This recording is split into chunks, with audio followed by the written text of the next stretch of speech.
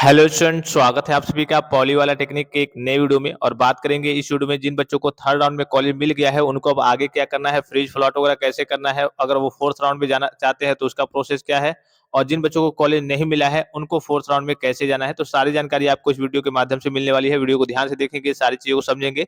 देखिए, कुछ बच्चे होते हैं जैसे मान लीजिए फर्स्ट राउंड के बाद से आपको बताया गया कि हाँ ये डॉक्यूमेंट्स आपके लगने वाले हैं, फिर बच्चे सेकंड के बाद से पूछने लगे सर क्या क्या डॉक्यूमेंट्स लगेंगे। तो इसीलिए कहता है कि आप अगर एक जगह जुड़े रहेंगे तो आपको सारी जानकारी टाइम टू टाइम मिलती रहेगी। टेलीग्राम पे कोई भी ऐसी चीज ना हो, चाहे जितने भी डॉक्यूमेंट्स हो गए, सारे डॉक्यूमेंट्स के बारे में बताया गया है, हर एक चीज के बारे में बताया गया है। अब पर्सनली बच्चे जब कॉलेज मिलता है तब जाकर के पूछने लगते हैं कि सर मेरा डॉक्यूमेंट्स बता दीजिए कि मुझे क्या क्या लेकर के जाना है, कहाँ पे जाना है, क्या कहाँ पे जाकर के डॉक्यूमेंट वेरिफिकेशन कराना है। अब पर्सनली अगर आपको एक एक बच्चों को रिप्लाई दिया जाए तो कई करोड़ जन्म लेने पड़ेंगे। इतना तो आप खुद समझदार हैं कि हाँ चलिए, आपको इसीलिए ग्रुप बनाया गया है, ज्वाइन कराया गया है कि सारी जानकारी वहाँ पे आपको मिलती रहेगी, कब करना है, क्या होना है, आगे आगे का प्रोसेस क्या है, सारी जानकारी वगैरह आपको मिलती रहती है। लेकिन फिर भी बच्चे सोचते हैं कि हाँ पर्सनली हम मैसेज करेंगे और पर्सनली रिप्लाई करेंगे, रिप्लाई वहां से मिलेगा, और रिप्लाई नहीं मिल पाता है तो वो गाली गलौज पे उतर जाते हैं।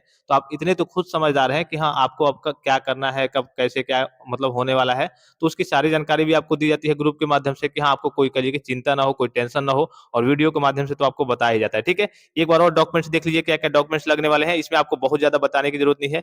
जो आपको अलॉट हुआ है उसका अलॉटमेंट लेटर आपको वेबसाइट से देखने को मिल जाएगा। एडमिट कार्ड हो गया, 3250 का आपका पेमेंट करना है, उसको लेकर के जाना है। ये डॉक्यूमेंट वेरिफिकेशन के लिए है। ठीक है, आपका स्कोर कार्ड, जो आपका रैंक कार्ड हो गया, जी कब का हाई स्कूल का मार्कशीट ले लेंगे, इंटरमीडिएट किया होगा तो उसकी मार्कशीट ले लेंगे, पासपोर्ट साइज 5-6 फोटो ले लेंगे, 2 फोटो की बात हो रही है। अगर ये तीनों आपके पास आजात निवास वगैरह नहीं है तो इस केस में भी आपका एडमिशन हो जाएगा। अब बच्चे कहेंगे कि इस केस में मेरा एडमिशन कैसे हो जाएगा। ऑफिशियली नोटिफिकेशन जारी हुआ था कि हाँ आपको 15-20 दिन तक का मौका मिल जाएगा कि हाँ आप उतने दिन तक बनवा करके कॉलेज में सबमिट कर देंगे। अब जो बच्चे वीडियो को देखे होंगे वो जानते होंगे कि उसका रूल क्या है, प्रोसीजर क्या है। जो नहीं देखे होंगे वो हवा हवा में इधर उधर बातें करेंगे फिर। ठीक है, तो अब मैं बार बार एक ही चीज तो बताऊंगा नहीं कि भाई हर एक राउंड में ये बताऊं कि हाँ ये करना है ये करना है, जबकि सेम प्रोसेस है सबके लिए। ठीक है, तो इतना तो आपके पास जानकारी होनी चाहिए। अगर आप टेलीग्राम पे नहीं है तो वहां पे ज्वाइन रहेंगे, ये सारी चीज आपको बताई गई है। ठीक है, उसके बाद से आधार कार्ड तो आपका लगेगा ही, और आपका कहिए कि ईवीएस का अगर आपने सर्टिफिकेट वगैरह बनाया होगा। ठीक है, अगर मान लीजिए जनरल कास्ट कैटेगरी से होंगे, ईवीएस का आपने बनवाया होगा तो उसका सर्टिफिकेट लगेगा। और सबकी यहाँ पे देखिए, सबकी आपकी फोटो कॉपी तो होनी चाहिए, इसके साथ साथ ओरिजिनल डॉक्यूमेंट्स लेकर के जाना है। बहुत सारे बच्चे पहुंच जाते हैं क्या लेकर के, केवल फोटो कॉपी लेकर के काम हो जाएगा, फिर आपको लौटना पड़ेगा, वापस आना पड़ेगा। आपको पूरे डॉक्यूमेंट्स ओरिजिनली लेकर के जाने हैं। ओरिजिनल के साथ आपका फोटो कॉपी भी 2-2 3-3 करा लेंगे, क्योंकि आगे आपका फोटो कॉपी वगैरह बहुत जगह लगेगा। तो ओरिजिनल भी रहना चाहिए और फोटो कॉपी भी रहना चाहिए।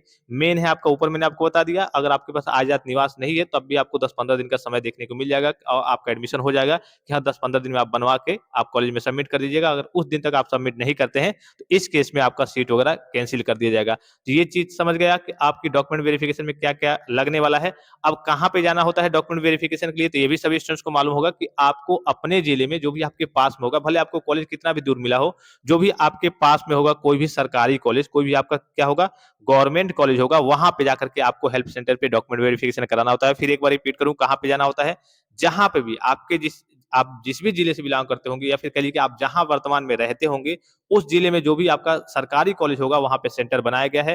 हेल्प सेंटर का लिस्ट मैं आपको टेलीग्राम पे सेंड कर दे रहा हूँ, वो भी आप देख लेंगे। ठीक है, तो ये सारी चीजें समझ गए डॉक्यूमेंट्स के बारे में। हेल्प सेंटर यहाँ पे आपको दिख रहा होगा, इसका भी जो लिस्ट है मैं आपको टेलीग्राम पे सेंड कर दे रहा हूँ। सारी चीजें आपको बताई गई है, कोई भी ऐसा चीज नहीं है जो आपको न बताया गया हो। यहाँ पे दिख रहा होगा, इसको भी टेलीग्राम पे हमने सेंड किया हुआ है, जो आपका हेल्प सेंटर का लिस्ट है। और उसके बाद से काउंसलिंग का इंस्ट्रक्शन, जो भी निर्देश वगैरह है, वो भी सारी चीजें, ये हेल्प सेंटर है, वेरिफिकेशन सेंटर जिसे कहते हैं, फिर फार्मेसी के लिए काउंसलिंग, फिर इंजीनियरिंग के लिए काउंसलिंग, सारी अपडेट्स वगैरह आपको बताई जाती है। अब बच्चे सोचते हैं कि जब हमें कॉलेज मिलेगा तब हम देखेंगे, पहले से हमें देख के क्या फायदा, हमारा कल दिमाग खराब होगा, टेंशन होगा, ये होगा वो होगा।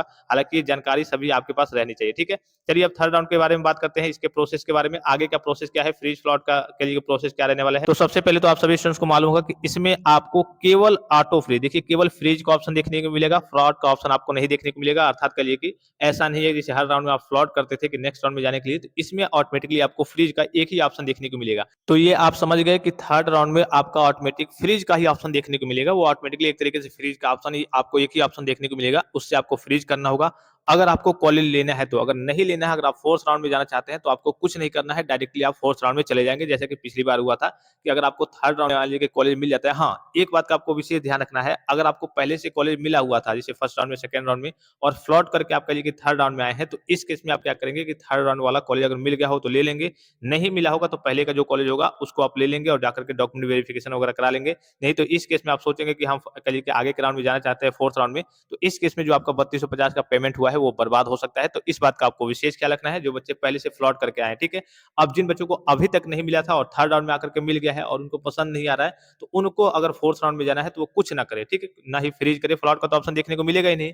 फ्रीज आपको नहीं करना है, आगे का 3250 का पेमेंट है उसको आपको नहीं करना है, कुछ भी नहीं करना है, डायरेक्टली आप फोर्थ राउंड में पार्टिसिपेट कर पाएंगे, जैसा कि पिछली बार हुआ था। हालांकि इसको लेकर के ऑफिशियल कोई नोटिफिकेशन नहीं है, ठीक है, लेकिन जैसा कि पिछली बार से रूल चलते आ रहा है कि हाँ, अगर आपको कॉलेज मिल गया है और आप फ्रीज फ्लॉट नहीं करते हैं तो मेन 3 राउंड की काउंसलिंग से बाहर हो जाएंगे, और ये आपका तीसरा लास्ट राउंड ही है।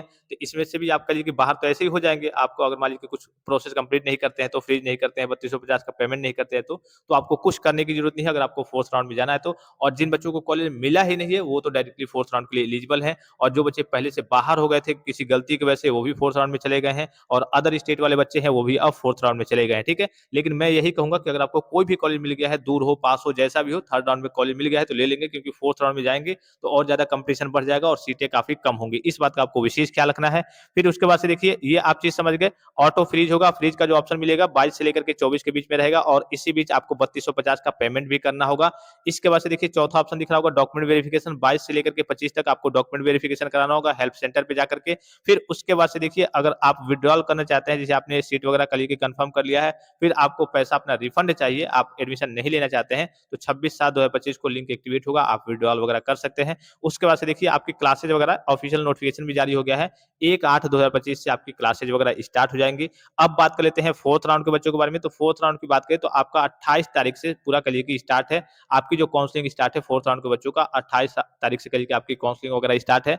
तो जिन बच्चों को कॉलेज वगैरह अलॉट हो गया है वो आगे का प्रोसेस आप कंप्लीट करेंगे, अगर कॉलेज वगैरह लेना है तो 3250 का पेमेंट करेंगे, पहले फ्रीज कर लेंगे, फिर फ्रीज का ऑप्शन मिलेगा, केवल एक ही ऑप्शन मिलेगा, फ्रीज करेंगे, 3250 का पेमेंट करेंगे, उसके बाद से डॉक्यूमेंट वेरिफिकेशन कराएंगे, उसके बाद से जाकर के कॉलेज में एडमिशन लेंगे जल्द से जल्द। और जिन बच्चों को नहीं लेना है, अगर वो नेक्स्ट राउंड में जाना चाहते हैं तो वो कुछ नहीं करेंगे, डायरेक्टली आप नेक्स्ट राउंड में एलिजिबल हो जाएंगे, जैसा कि पिछली बार हुआ था। लेकिन मैं यही कहूंगा कि आपको रिस्क नहीं लेना है, अगर मिल गया है तो आप ले लीजिए, ठीक है। और जिन बच्चों को मिला ही नहीं है तो वो तो डायरेक्टली फोर्थ राउंड में पार्टिसिपेट कर पाएंगे, उनके लिए कोई समस्या नहीं है। फोर्थ राउंड में आपके अदर स्टेट वाले भी बच्चे आएंगे, और इसके अलावा जो बच्चे फर्स्ट सेकंड थर्ड राउंड में करिए फर्स्ट सेकंड राउंड में बाहर हो गए थे किसी कारणवश गलती करने की वजह से, उनको भी करिए मौका मिलेगा, तो उसमें कंपटीशन और ज्यादा करिए टफ हो जाएगा, क्योंकि आपसे अच्छे रैंक वाले बच्चे होंगे और आपको अभी तक नहीं मिला है, हो सकता है कि थर्ड राउंड में मिल गया था आपको और उसको भी आपने छोड़ दिया और उसके बाद से फोर्थ राउंड में चले गए।